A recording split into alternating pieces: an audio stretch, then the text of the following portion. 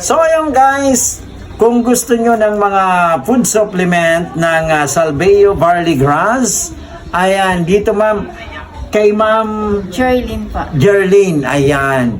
Guys, kung pwede kayong bumili nito kay ma'am Jerlyn o kaya mag-message kayo sa akin para maka-avail kayo nito. Mura na at talagang marami pang benepisyo sa inyong katawan. Ano mga benepisyo nito?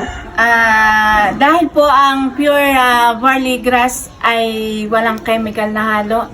So, maganda po ito sa mga kababaihan na katulad ko na may mayoma at PCOS. Hindi na po ako nagpa-opera. So, ito na lang po ang ininom ko, kaya sinubukan ko po itong gawing business. Sa mga may mga maintenance po na tabi-tabi, ay hanggang ngayon po ay maintenance niya po na gumagamit. So, I recommend na gumamit po kayo ng pure barley grass ng ating Salveyo. Sa mga high blood ma'am, pwede po ito? Yes po, sa lahat po ng klase ng sakit, pwede nyo pong inumin itong barley. Okay, ayan. Para sa may mga high blood. Yan, Pag may mga high blood ma'am, ilang sachet bawat araw ang kapag po high blood na at may maintenance na po, mas madaming scoop. Ito po yung scoop nating sukat. 6 scoop po siya. 6. Opo. Ayan, dapat Ang 6 dyan sa isang baso. Opo. Ayan. Kita nyo guys, 6 na scoop sa isang baso para daw talagang mawala yung high blood nyo. Ayan. Try nyo po ito. Hindi naman masama na mag-try para masubukan nyo kung gaano ka-epektibo ang Salveyo Barley Grass. Ayan. Kaya, pwede nyo po akong kontakin at pwede rin si ma'am.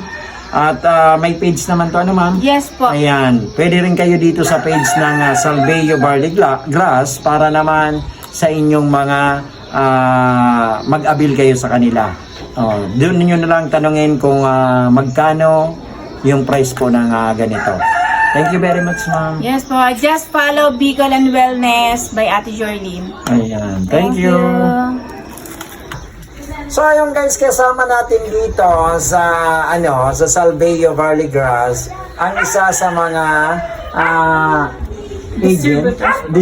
distributor ng Salveyo Barley Grass. Ayan. Si Lab Rosales.